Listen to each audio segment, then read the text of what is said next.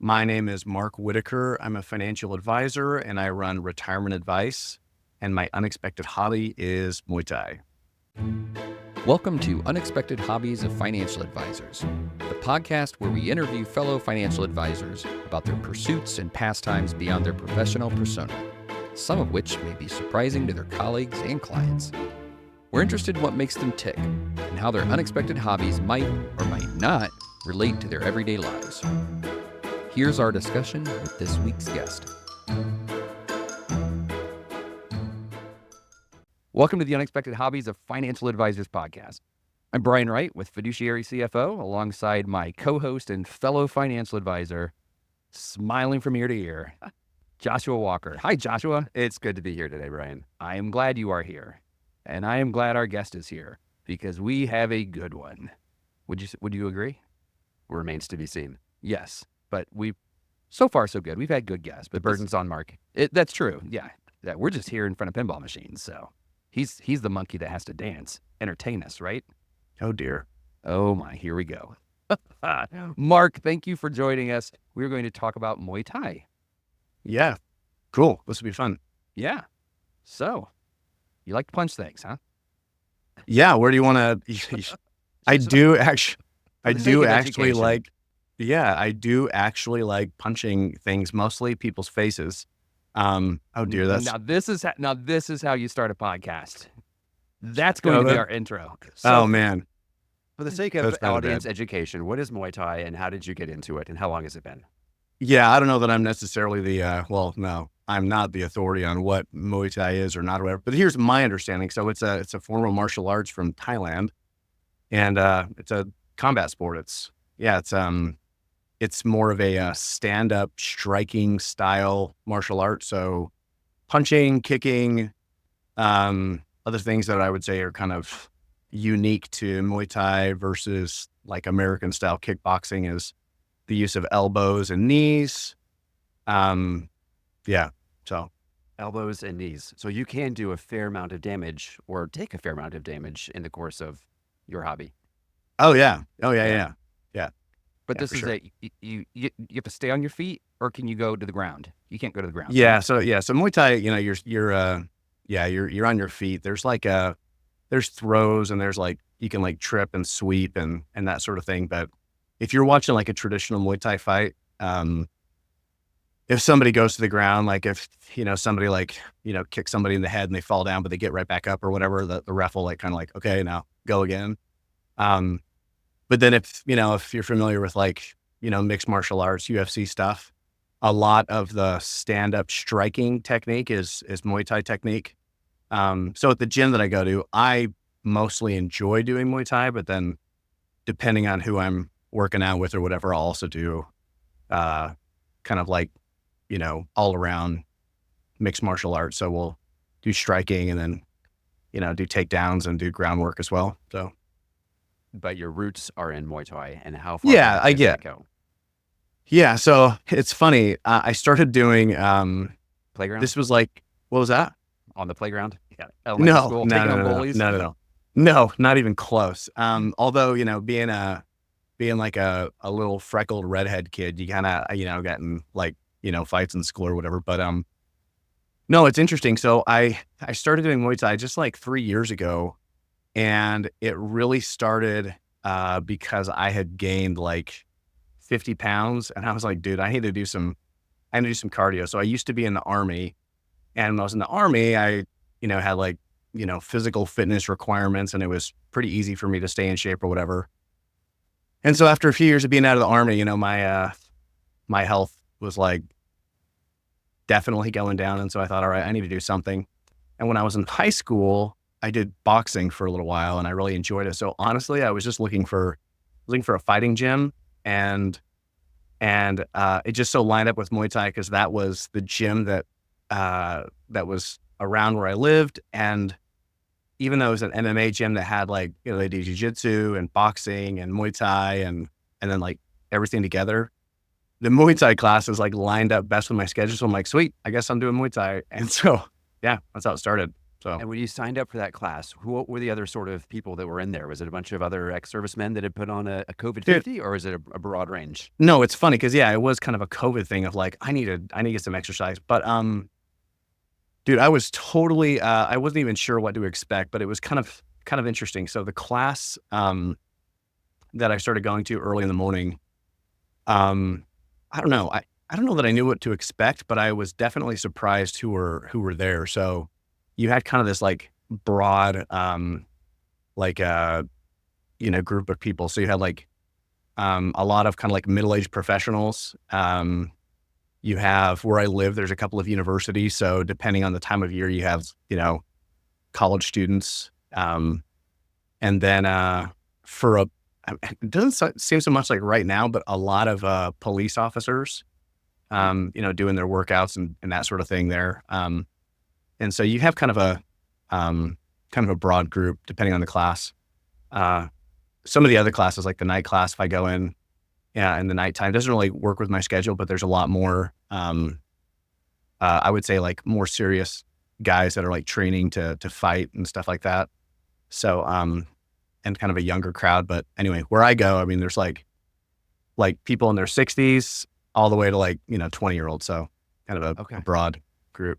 And have you stuck with that morning class, or have you mixed it up all during times of day and weekends? Yeah, no, definitely. So I've, almost completely consistently just going in the morning just because it's work with my schedule. And like when I started it, it wasn't like this, oh, I mean, whatever. I'm like, in my 30s at this point and have my career. So I'm like, okay, this isn't like a career switch. I'm going to start, fighting or whatever.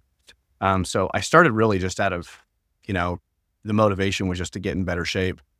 And so the morning just worked. And so that's kind of what I've kept doing. So.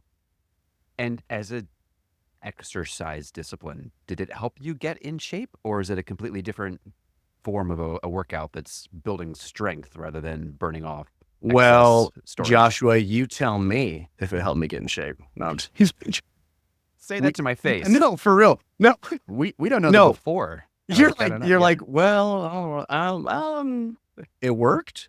Maybe. That's No, what anyways, working no. for you. I don't know. Yeah, cool. So, no, yeah, it's helped. It's helped a ton.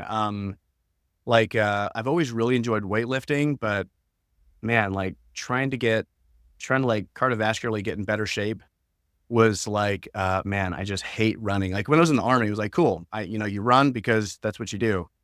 And, so yeah, fighting is like a great way to, improve like just your cardiovascular, health or whatever.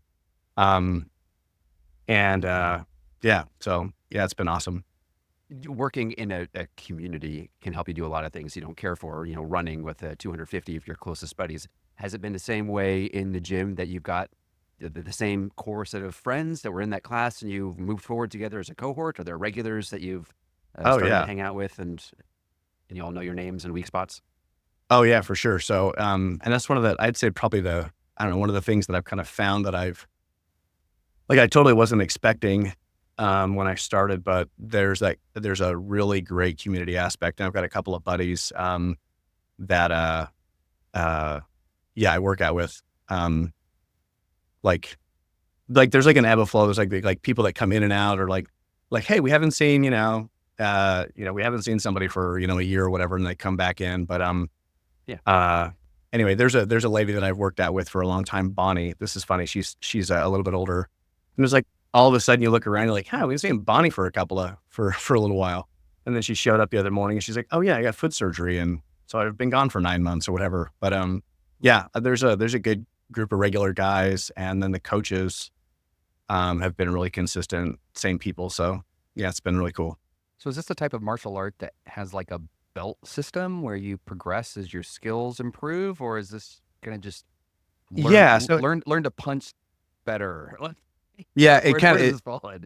yeah. So it can for sure. In fact, it's funny when I started at the gym, they were, it's interesting. Like the management of the gym that I go to has changed a couple of times over this last 3 years, but Oh, they've kept the same like coaches, right? Whatever. And it's like at the end of it, it's like, the coaches, the ones who are actually running the classes or, who really make the gym. But, when I first started, they were really big into kind of like, promoting a belt system. So within Muay Thai, there is that. And the style of Muay Thai that they promote or they kind of do at our gym is called Bang Muay Thai, and it's there's a fighter, from like the early 2000s and 90s, Dutch kickboxer, Bas Rutten. You can look him up online, but anyway, it's kind of a school of Muay Thai that he promotes, and they have kind of like a bell system, but they don't really push that anymore. Although, that's still like kind of the style of Muay Thai that they push. So How many styles are there? I have no idea, man. Oh, Yeah, I'm not totally sure, but So yeah, there's like, I mean, kind of like broadly, there's like within kickboxing, like what I know of, like you have American, like Muay Thai and kickboxing are very similar, but like if you're competing like within those specific sports, they do technically have different rules, but they're really kind of like, I don't know, they're very similar to each other. But you have American style kickboxing, and you have Dutch kickboxing, and then Muay Thai. So and how did Muay Thai become popularized? I mean, to the extent that it is popularized in the United States, why oh should yeah, somebody like me have heard of it, and when did that happen? yeah, I think most people would be familiar with it from just like watching UFC. So within mixed martial arts, I would say the primary kind of stand up fighting style, before guys go to the ground and they're doing like wrestling or jiu-jitsu stuff, or like ground and pound where you take somebody down and you're dropping elbows or using striking from the ground or whatever. Most of the stand up fighting is I would say kind of like that. The core fighting is Muay Thai technique, kicking, punching, throwing elbows, using knees. So Is there a characteristic body type that lends itself to Muay Thai? Lanky, um, reach? no, it's actually interesting. So my I would say, I don't know, probably like that stereotypical like Muay Thai fighter would be, if you think of in the UFC, the heavyweight champion right now, John Jones, he's like really long, and that's kind of Still? like, I don't know. He's been Yeah, there like like 12, 14 years. yeah, I think UFC 309, he like just defended his title and won again. So yeah, he started when he was like in his 20s. So, fighting a fighting career, guys that do it professionally, you maybe have like a pretty narrow window where you can like really fight at your peak performance. And so for most guys that like really ends maybe early to mid 30s. You go Yeah. much past that, it's like there's only very few that can. But since he started when he was like 20, it's like, yeah, he's been around forever. And you're like, what the heck? He's still, doing his He's one thing. of the So senior citizens of the sport now. yeah, but he's still dominating. But anyways, but about body types, there's a Muay Thai fighter, Rotang. If you look him up, and I really like watching him because he's kind of this um short dude. He's from Thailand, really short and muscular, and he's just where you would think of kind of like this, this Muay Thai striker who's like really long reach with arms and legs. He's just a tank, and he's a little bit of a character. So he'll come out, he's walking out to the ring, he's like punching himself in the face, and he's kind of just got this like he'll just tank up to people, just get in really close, just eat a bunch of strikes from people, and then just maul them from inside close. So I don't know that there's like necessarily like an ideal body shape. You see guys that do well. But I would say, like, honestly, I would say for myself, when I'm sparring guys, it is, all else being equal, it's easier to fight somebody who is, shorter and has a shorter reach than I do. Yeah. Anyway, so How tall are you? I'm like 5'10", Oh, so no. Okay. kind of average guy, but, Bell curve. Yeah. yeah, so, So and it's, no, go ahead. I say in the mixed martial arts space, is Muay Thai is that the gateway drug to the mixed martial arts? Is that the first thing that people do, or is this, or like your group, is that their first, or is this like, oh, this was a boxer, now they're coming over and doing and kind of doing Muay Thai or I jujitsu? don't know. I don't know, but like, I don't know about necessarily that. But I would say, I don't know, probably the gateway to Muay Thai is UFC, like in the United States, because, people watch UFC and like, oh, that's so cool. And then you go to a mixed martial arts gym, and it's super common at any mixed martial arts gym, they'll have classes in jiu-jitsu.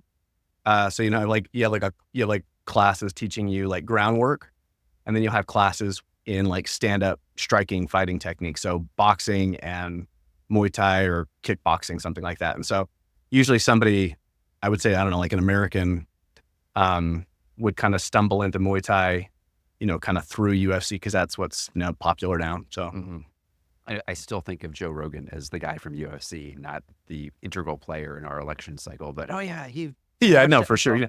Yeah, which he yeah, totally, still is. So and kind of interesting, his kind of amateur fighting career was actually in Taekwondo. And so which is like a different kind of striking martial arts discipline, which is kind of, it's some of the technique is used in mixed martial arts today, but definitely like Muay Thai would be the kind of the primary discipline. So you had the boxing background, so that made sense then to Muay Thai and schedule permitting, of course. Is there is there another martial art out there that you're curious about that that might be adjacent to this that you would look in the future, or are you happily you playing found your your niche. Yeah, you found your people in your sport. yeah, I mean, honestly, like I really enjoy Muay Thai and like banging it out. But just because of the gym that I work out at, I'll do, although it's been a while, but I'll do jujitsu classes, and then I'll do like full just kind of MMA classes. And sometimes like I'll be sparring Muay Thai, like, cause like depending on the day, I'll go 5 days a week, and 2 days of the week are sparring days. And depending on who I'm sparring with, some of the guys, like, it's kind of cool. Like, you just get to know like the same guys. It's kind of a core group or whatever. And then people are always kind of coming in and out. But there's some of the guys that like try to do more stuff, like doing, they do MMA. And so when I'm sparring with them, we'll, like kind of before, like we start a round, be like, all right, we'll do everything. And so they'll, so they can practice takedowns and, essentially, ground and pound and jiu-jitsu and stuff. So. You mentioned earlier one of your friends having needed surgery. Is there a characteristic injury that afflicts people that do what you do, or is it anything from dental work to the feet to everything? No, man. So, okay. That's a great question. Injury. I told you he asked good questions. Dude. Okay. So I will tell you dental work at all as I was sitting here. No, I was like, man, that's a pretty savage. He's like knocking people's teeth out. Right. Hey, I'm here for the Muay Thai class, and he like taking people out. No, I mean, honestly, like, when you're doing, like, here's the thing is like, you don't want to break your friend. You don't want to break your buddies. Cause if you break your buddies and you get injured a lot, then like you beat up your buddy, and then you don't have anybody that you can play with anymore. Like you can't spar with, somebody if they're, they can't come to class anymore because they broke something or whatever. So like, honestly, part of like a good gym is like, you don't like, it's kind of interesting when I talk to people about this. Like I'll try to invite like other friends or people I know, like, dude, come do a class with me or come spar or whatever. Like, other guys or gals or whoever. And I think from the outside, people have this perception that like, oh, you're going to show up to the gym and it's going to be like, I don't know, like an 80s, like cheesy, like Jean-Claude Van Damme movie, like where you're going to walk in and like eye somebody and you're going to have to like fight to the death or whatever. But, that's just Thursdays. No, depends on who's running the class that day. But no, it's like not at all. It's like you have like within like a fighting gym.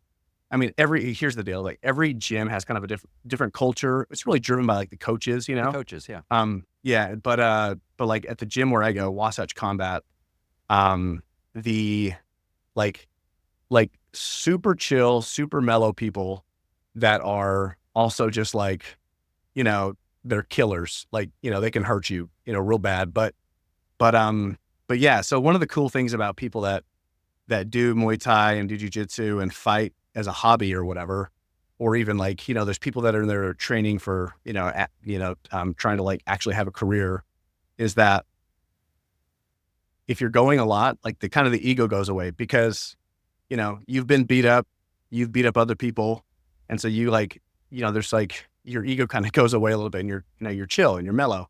And so like when we're doing classes and even like when you're sparring, you're not just like going from like 0 to 100, you're kind of like, so like, last week I was sparring with rotating, and in one sparring session, I was sparring with a girl, Joe, and she's like half my body weight and she's like 5 foot tall. Right.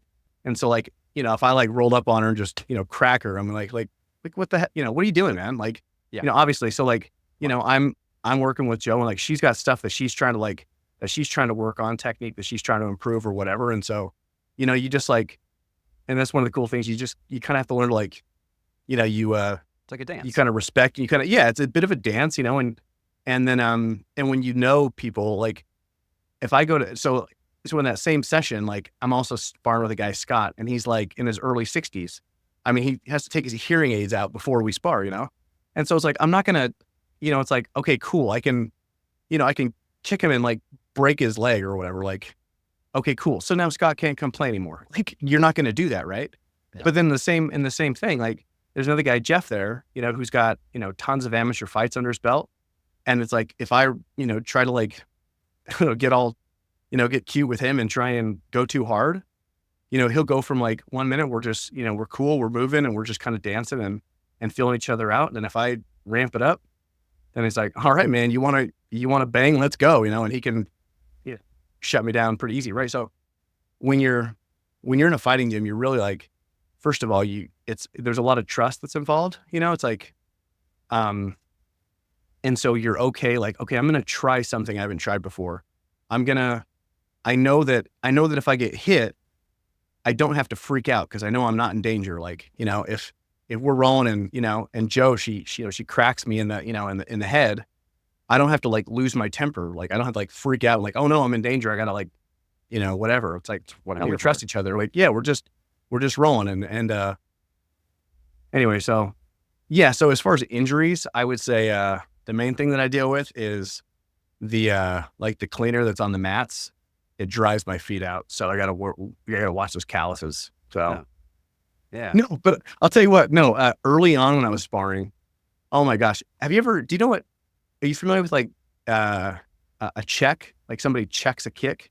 Does that sound familiar or is that you familiar with that? Okay. Yeah. Oh, a little bit. Okay. Joshua, so cool. So like, you go to kick somebody and let's say I go to like kick you in the thigh, kick you in the leg. Muay Thai, like that's a very common technique is to do a leg kick. I go to kick you and you like put your leg up and I end up kicking you in the knee. It's like you checked my kick with your knee, right? And so if you imagine like shin against the knee, like that doesn't feel good, right? So when I was first like sparring in Muay Thai, and like not knowing how to kick well, like, like I'm telegraphing it from a mile away. I go to kick somebody and they're like, all right, here comes Mark. I think I'm all quick and I think I'm all Right. nice. And I go to kick and I get checked. And so there was a while where, my shins felt like peanut brittle. They were like, like if you're a runner and you have really bad shin splints and you walk and your shins are just like, they feel like they're just, like a really bad shin splint. So yeah, for probably the first year in Muay Thai, that happened several times where I like had to stop for like a month because my shins were just like, I don't know, like Trouble. I don't know. Yeah, they were pretty jacked up. So, but yeah, that hasn't happened for a while. So Good. So you talk about, when you're in the fighting gym that, everybody kind of has different techniques that they want to work on. Is that something that you communicate ahead of time? Like, hey, I really want to work on my uppercuts or I want to work on, my shin checks from newbies. Do you talk through that so that you kind of give the other person that opportunity, or if it's like, hey, we're sparring, so that's great that you want to work on that. I'm gonna, but I'm gonna do me, and you try to figure out when you can. it depends on whether or not you're an asshole. So Oh, okay, anyway. that's fair. No, yeah, yes, definitely. Like before a round, and sometimes sparring will be kind of a little more guided by a coach. Like, hey, I want you guys to really work on, when you go to strike, I want you to work on, taking angles on your opponent, and so it's just kind of in the back of everyone's head, like, hey, we're gonna like work on this, right?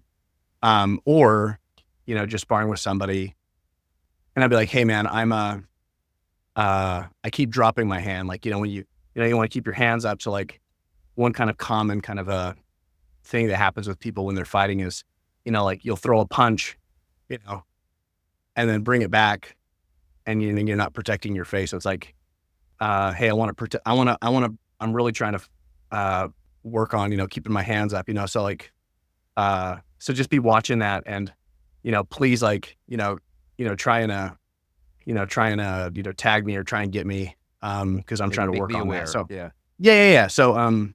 So definitely, yeah, like before a round, like, hey, I'm trying to work on this or hey, I'm kind of, whatever. I got, my, or something. I guess you talked about injuries. A lot of times if you eat a lot of leg kicks, like you'll come back to a class and like have like big bruises or whatever. Like if your legs are hurting or whatever, like, hey man, this leg, my front leg's pretty jacked up. So just kind of go light on that leg or whatever, or, just don't throw any leg kicks, you talk that out before you start sparring. So. Sure.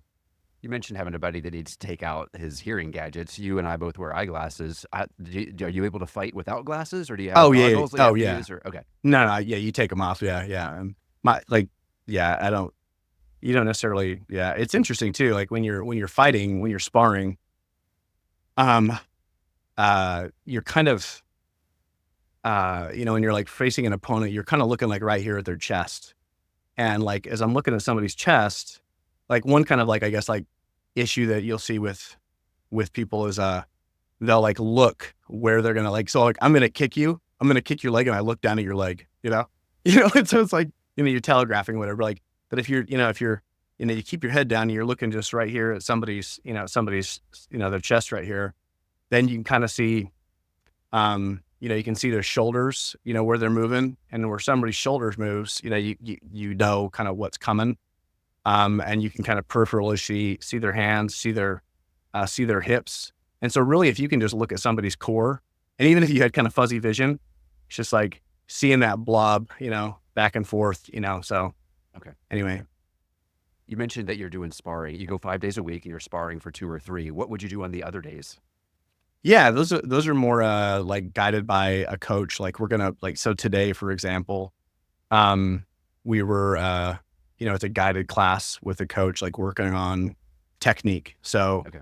we're practicing different combinations, like it's like today we're working on like throwing a jab cross and then a leg kick, and then the person that's kind of holding for you is gonna like check that kick and then return with a hook. Or return with a hook and a cross and a body kick. And so like you have a coach walking around and kind of checking your technique and, whatever. So.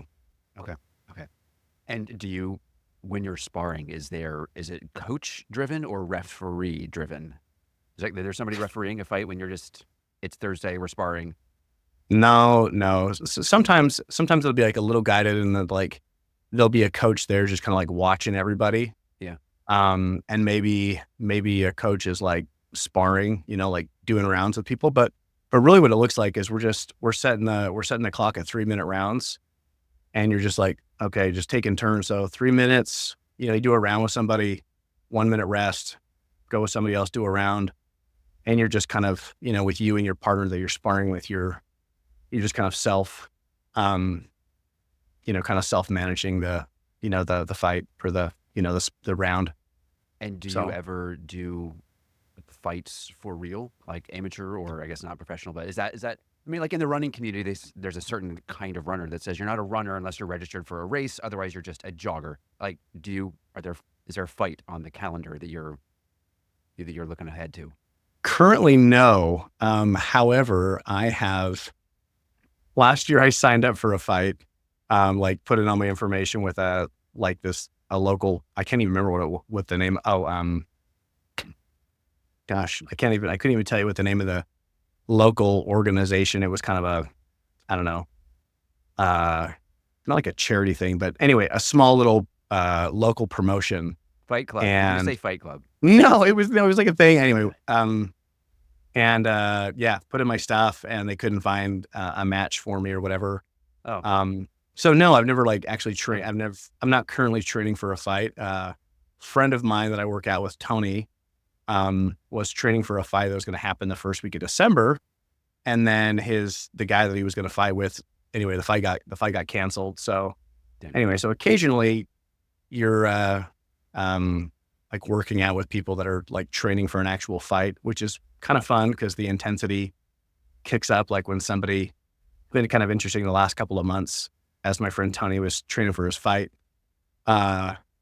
all of a sudden, like the seriousness, you go from like Different kind of look in his goofing eye. around. And you're like, man, we got to rock and roll, man. Like just that level of intensity. Like, no, yeah. I'll do my part to help you prep. Yeah. Yeah, yeah. And so, I mean, honestly, like a couple of us, helping, training harder with them and whatever. So I might do a fight. It's funny, when I brought it up last year, my wife, I was like, hey babe, how would you feel if, I signed up for this? She's like, yeah, you should do it. And I was like, kind of surprised and like, but, so I have this kind of like, it's this ongoing, like in the back of my mind, like, oh, I like always like want to do it, but then also always like a little scared and nervous to do it. So we'll see. Talk about the gear that you use. Now you talk about the cleaners on the mat make your feet dry, so you're barefoot, so you're not wearing shoes. It sounds like. So what Right. about like the hands? Are there wraps? Are there gloves? Are they big oversized boxing gloves? Or really small, aerodynamic, like more Like MMA, headgear, all the smart things. gloves. Yeah, like what are you wearing Yeah. when you're doing this? Yeah. So, mouth guard, Good. just like any sport, whatever, mouth guard, boxing gloves. So you have wraps and then gloves. And then depending on, what you're doing, like when I'm training and stuff, I'll use a heavy, like a 16-ounce glove, which is kind of a bigger, like boxing glove. It's like a pound. Yeah, 16 ounces. Yeah. Yeah. So Wow. it's a heavier, it's more of a, like for training or whatever, right? Like you have this little bit of a heavier glove. So, there's more work involved in fighting with that. And then also, there's more padding. So when you're hitting somebody, there's a little more material to like, protect their face or protect their ribs or whatever, or like, between your knuckles and their body. The other thing, Yeah. the other thing would be, shin guards. So, kind of like a soccer, like shin guard or whatever, but, it's a little bit like, there's some cushioning or whatever on it. And then a cup, since you're kicking a lot, you end up inadvertently like, It happens. kicking people in the groin or whatever. So, Yeah. yeah. And how much of that is mandatory and how much of that is optional? Like it sounds like your shin guard game was not where it needed to be the first year. No, well, yeah, I mean, it's funny. It's like, well, how bad my kicking was. It wouldn't have mattered how good of shin guards I was wearing. But, I would say the one, like, when you're sparring with somebody, like, you're going to wear gloves and you're going to wear shin guards. And I would say like the one thing, it's like, when you're sparring, the one thing is like definitely mandatory would be a mouth guard. Yeah, cause that's, you can knock someone's, knock a tooth out. And then also if somebody's got their mouth open, having a mouth guard helps kind of set the jaw, so you don't have a loose jaw. So you protect your jaw from getting broken and, Sure. Yeah. a little bit better. And then some people wear, whenever I talk about like sparring with people, they're always surprised. Like, oh, do you wear like headgear or whatever? Yeah, they're I was like, going to ask, no. what about headgear? Yeah. And no, actually, man, like headgear is the worst. It's like I don't know. Someone's going to watch this and be like, oh, Mark's an idiot. He doesn't know what he's talking about, which may obviously be the case. But, it seems like to me, getting hit in the head, the real injury or damage is your brain sloshing around inside of your head. And so having a thin layer of cushion around your head, it's like, perhaps it's making it so like the force on my, cheeks or something does not hurt as much, but my brain is still going to move around on the inside. And then when you have this thing on your head, it changes up, cause you're like, when you're sparring or you're boxing, you have your hands up right in front of your face. And so if you have this thing around your head, now all of a sudden your hands are like out here because, there's stuff. yeah, you got this like material here. So you can't like guard up as well. Like, in fact, a buddy of mine was training for a Muay Thai fight. And he kept, anyway, his name is Luke, and he kept training. I shouldn't say that. We'll beat it out. Yeah. Let's just No, call anyway. him Luke. We'll just say his name is Luke. Anyway, whatever. But he kept training with his headgear on. And so he sat there and we kept training and because like, like I said, like you've got this material around your head. And I think he was wearing the headgear persistently because he was like, all right, I'm training really hard. I'm sparring harder with a lot of guys. And so I want to kind of protect myself. Like, okay, awesome. Totally cool. But because of that, I think he got used to like holding his hands out here. So when I'm sparring, it was just like so easy to just like down the middle, just, cracking him right in the face. And then at his fight, it was so sad.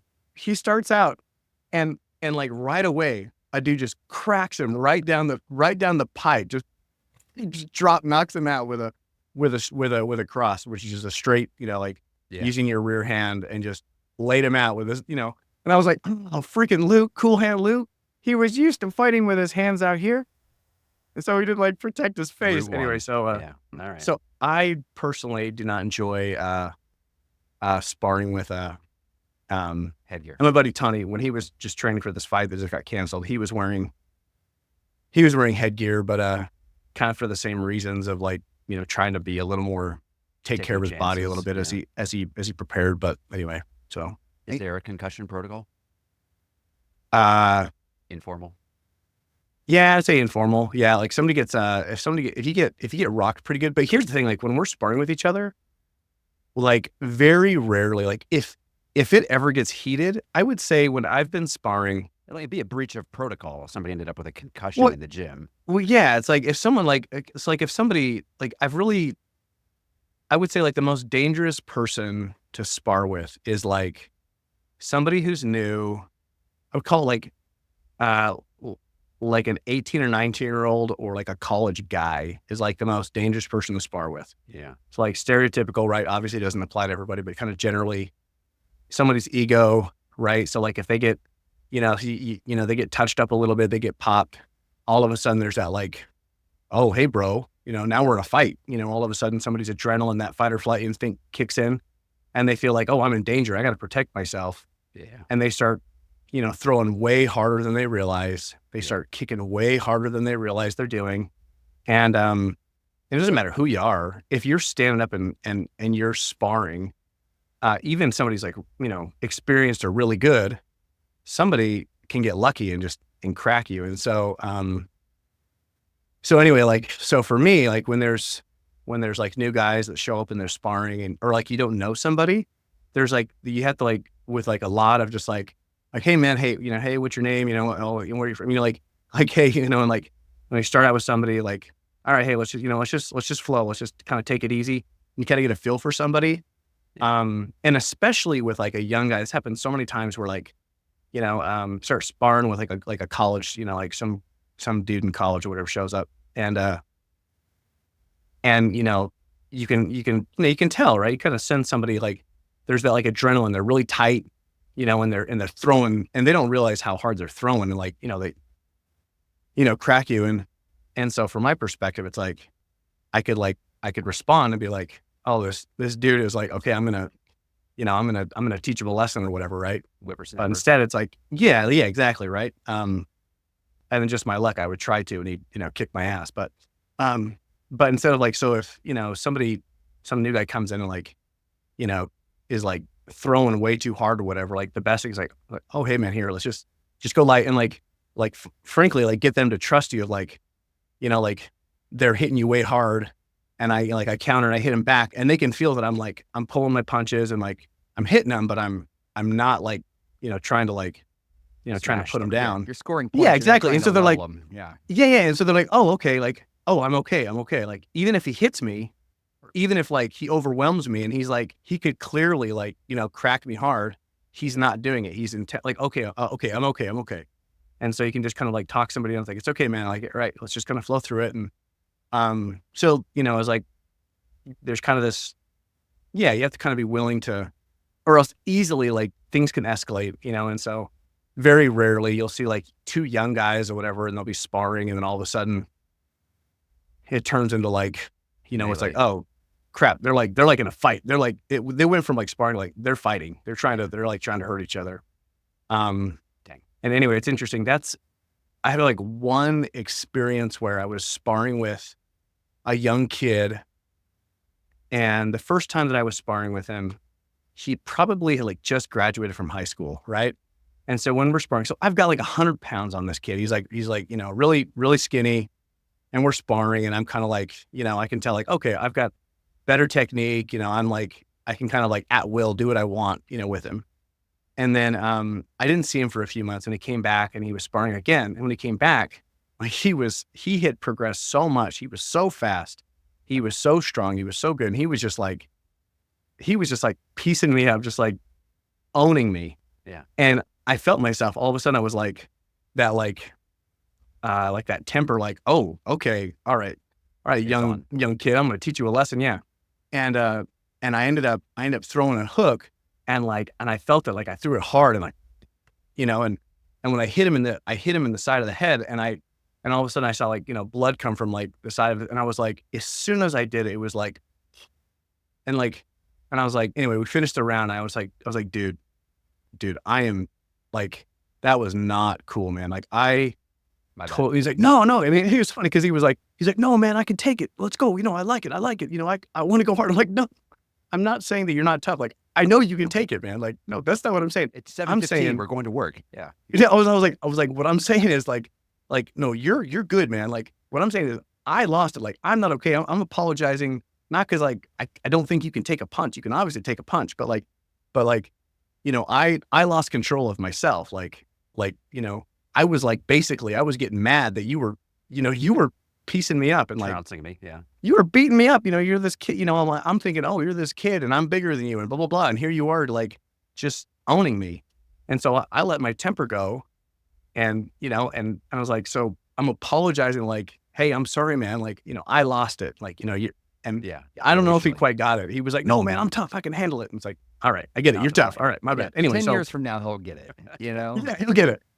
So it's interesting, like what I found, like maybe as it relates to like the profession or like how it helps me with other aspects of my life is like, I found like with sparring, specifically with fighting, it turns into, you're kind of facing your own fears. So like, let's say I'm sparring with somebody.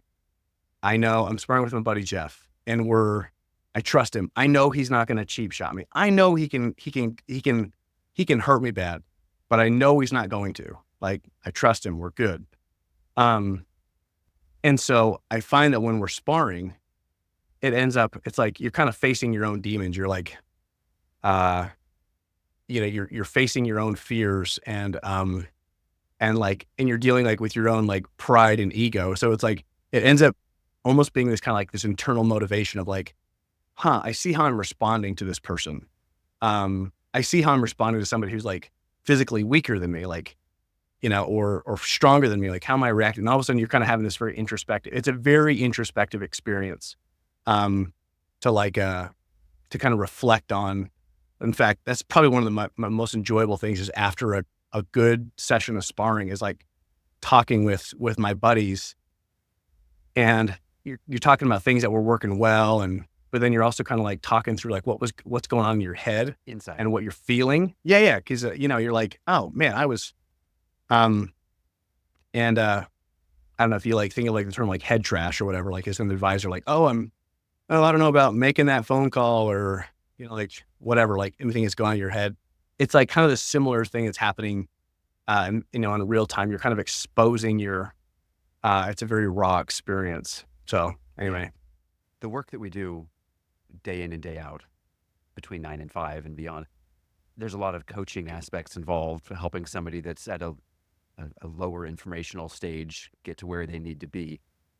That's a skill set you have professionally. Is that going to show up someday in the future in the gym? Are you going to be one of the coaches someday, since you've got the technical skills and the personal skills to do that? No, I think it's like a real gym. The coaches are guys that have actually fought. So like the class that I take right now, Mina. Yeah. She's, so Mina, the coach, she, she's got a handful of, of actual fights. Right. So there's a big difference. I don't know. It'd be like, like in the advisory community, somebody online, like on social media, like spouting off, or I always think about this, like financial commentators, talking about, they're spouting off about what people should do or whatever. There's a big difference between that person and then the professional that like manages money or actually manages clients for a living. Yeah. And the way that those two people talk, one is a little more arrogant, Personality.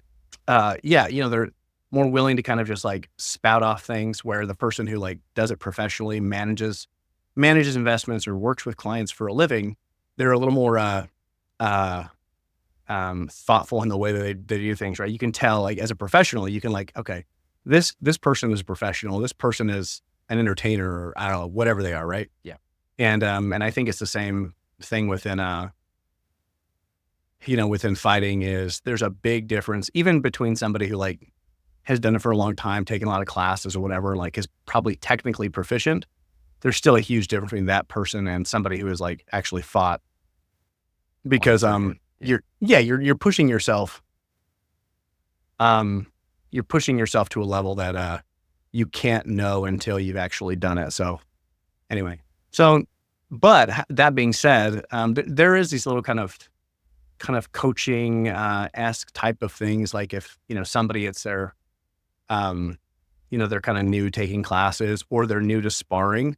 Yeah. There's very much this kind of like mentoring of like, One-on-one. like, hey, like, just like, but yeah, that's just like very kind of informal type of stuff. Yeah. Yeah. It seems like it's a very welcoming like environment and culture, like at least, and like you said, totally. it probably depends on the gym. You probably have some places where there's just a whole lot of testosterone when you walk in, but if that's not your thing, there's probably another gym where it is more of a an accepting, welcoming culture. But it sounds like your gym is a really nice place.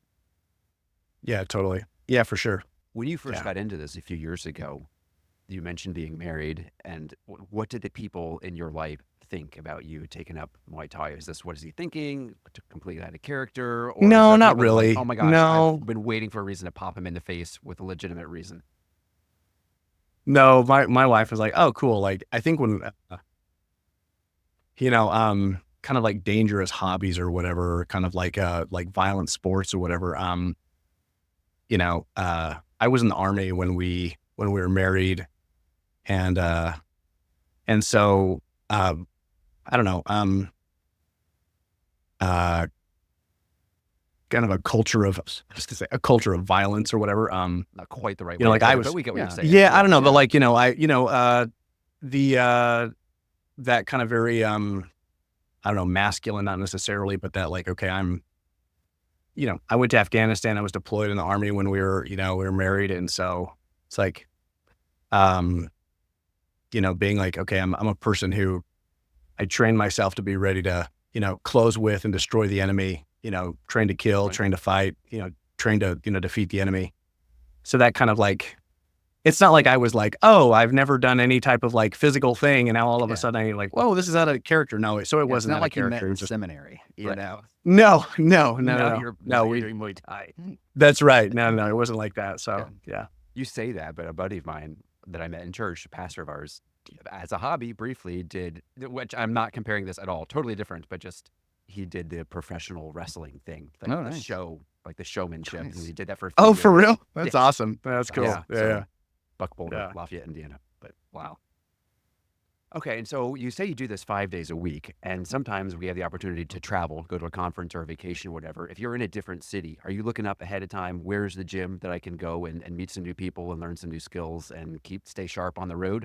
Or is that this is my chance to get a break and recover while I'm... Man, that's crazy. You know what? I actually, so for my work, I travel very little. And so, I hadn't even thought about that. Yeah, I don't travel very much. So There's when not I'm an traveling, it's, XYPN Live meetup Austin. We're going to do Muay Thai in Austin next year. no, actually, no, that's Ground not, and pound, not necessarily. There are like Fight Con, like, Comic Con. Fight Con is one that I'm here in Salt Lake, just a couple months ago. And so like when there's like that type of thing, I'll go to that stuff.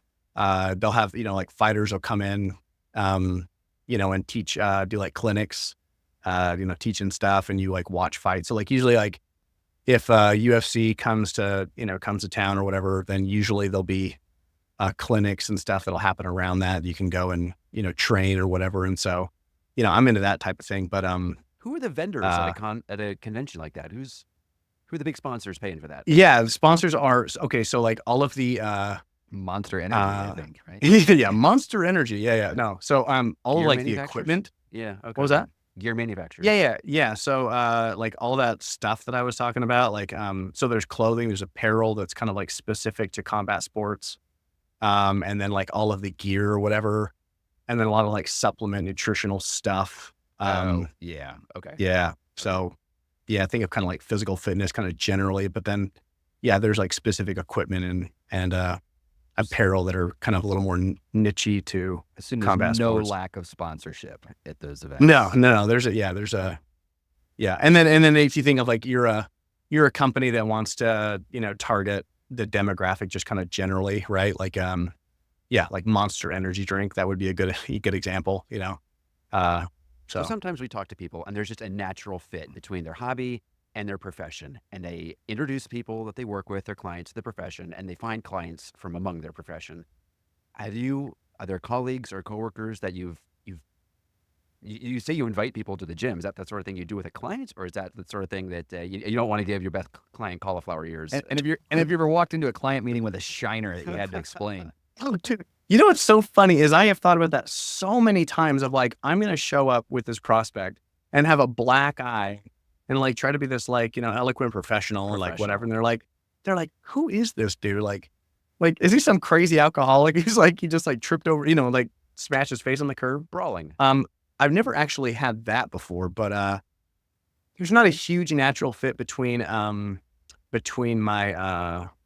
my client base and and the hobby. However, like I've been super So you don't have a booth at FightCon? no. However, I've gone to some like professional at the gym that I work out at. I've done like there's a friend of mine, McCain, who runs a marketing Set Fire Creative. Yeah. Anyway, he and he's done like business networking, like meetings at the gym. So like sponsoring like a middle of the day kind of workout networking event. And those are a blast. So you show up and like, just kind of like have an easy class and, and like get to know other people, other whatever. So I've done some like networking stuff, but, my demographic as far as my clients are people that are like Retirement advice. trying to, within like a couple of years of retirement or whatever. And so, there's not a ton of overlap, but whatever. Okay. If someday, or if you already have kids, nieces and nephews, is it something you'd introduce them to? Or Oh, absolutely. Yeah. So I When's do. the earliest somebody could do this? Like, seriously, Yeah. stand. Oh my gosh. So in fact, the gym, they have a class for little kids. With little boys, it's tough if they're like, I would say younger than 4, just because they just want to like run around. There's like zero, there's like, herding cats or whatever. Barefoot and mats. But like, It's fun. They can't even play soccer. yeah, no kidding. But yeah, like 5, 6, and like jujitsu, and or Muay Thai. I mean, it is, it's awesome. Yeah, it's great for kids. And so with my kids, it's funny I say that we haven't gotten them into like doing like classes formally yet, but yeah, I'm sure that we probably will. So And do you have a home gym set up, or is this something that strictly happens early in the morning at? yeah, just really just at the gym. At home, kind of my kids, what they think, it's funny. I said all that like, but I've noticed like probably over the last 6 months. So we have a 9-year-old girl and a 6-year-old boy and then a 3-year-old little girl. And with the 2 older ones, I have found myself like kind of like as we're just like kind of playing and like roughhousing and wrestling, like like teaching them little things, and it's kind of a mixture of like respecting other people's bodies and like it's kind of a more like self-confidence and kind of like Boys. self-defense and being respectful of other people, like the way that you interact with others and whatever. So Cool. Yeah. All right. And what words, you've only been in this 3 years, but you've come a long way. What words of advice would you give to yourself 3 years back that things you know now that you wished you knew then? Oh man. Watch for the hip check, right? Watch for the knees No, to get better stretch shin guards. more. Stretch more. more. Oh, Oh that's my great gosh, advice. dude.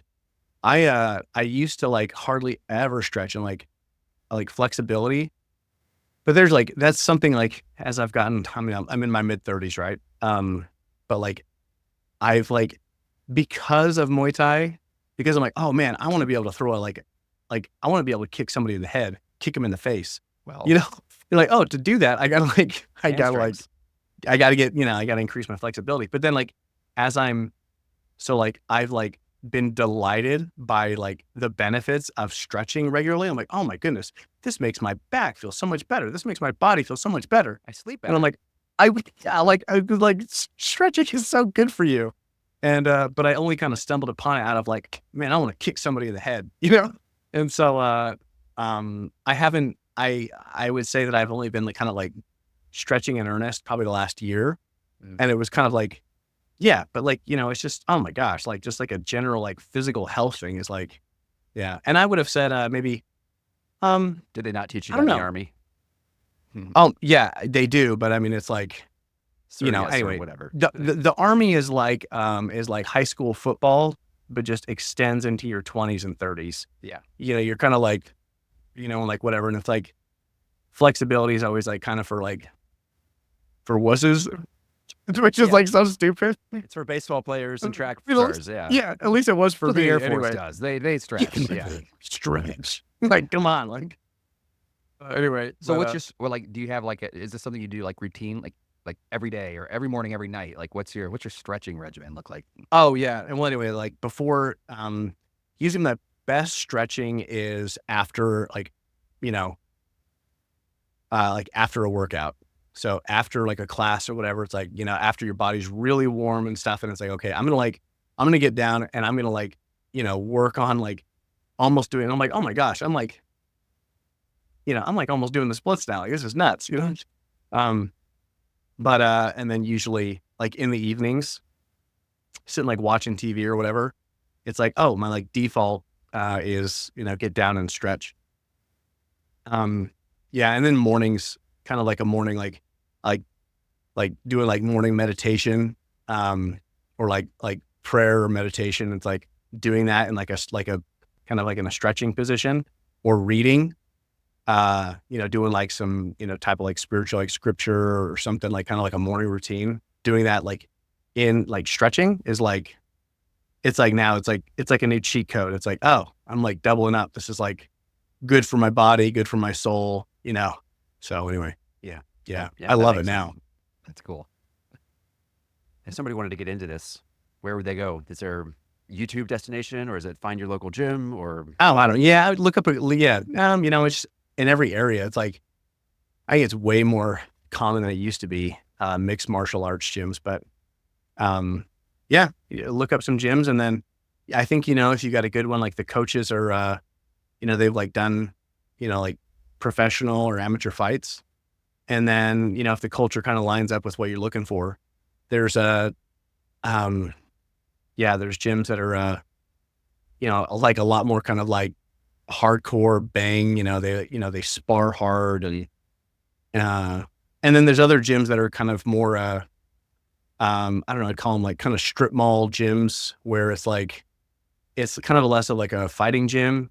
And it's more like, hey, it's more like, we're going to put on boxing gloves and like punch a bag for like cardio benefits or whatever. sure, And, and not like to, which is fine. actually even, That and has not its not place even too. to be, Yeah. not even to be disparaging about, any of those actually, but it's just, just really depends on what you're looking for. Like, cool. I kind of like, I like a little bit of the fighting stuff, but just kind of purely from like a, physical fitness and it's just kind of fun. Or do I want to learn like real fighting technique? And if I'm doing that, do I want to do it in a place where, people are they got to screw loose and it's a little hardcore, or, one that's a little more mellow. So, Okay. Do you have a rivalry with another local gym? oh yeah. Cobra Kai. No, I I almost like want to like think of something like, no, not really. It's not like that. Okay. No. And if somebody wanted to find the work that you do professionally, I see retirement advice. If I went to the Google machine and typed in retirement advice, I don't know that I would find your firm. How do we find you specifically professionally?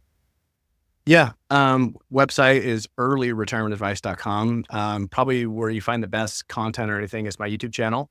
Okay. So if you search Retire Early with Mark, YouTube channel, and I'm always putting out content about stuff related to The field. retiring before kind of that traditional, age 65, mid 60s ish. So Sure. Awesome. Well, this has been a good one. You were right in the first place. Another success. I'm always right. Yeah. I'm always right. WRIGHT. It's been a lifelong gift, that pun. Here we are. But no, Mark, this is really, really cool. You're, as we said before we started recording, like, you're our first martial art hobbyist. So Not the most dangerous hobby. Bull riding still has got you beat. But yeah, that is nuts. I can't imagine. I hope he like- stops soon. Yes. Yeah, that like But for you, here's I the hope thing you is get to like do this a long time.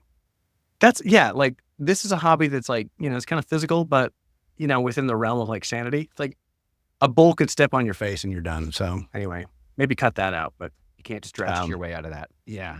no, you cannot. No, but and we're up against our self-regulated hour-ish conversation with folks, but I could talk even longer. I think it's fascinating, kind of the introspection part of it.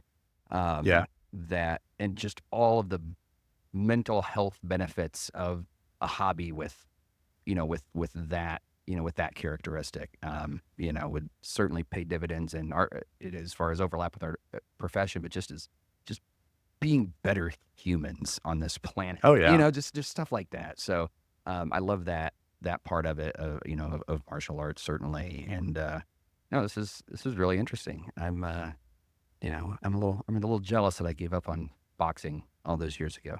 Man, go join a gym. Yeah, go do it. Yeah, I've got some. There's no lack.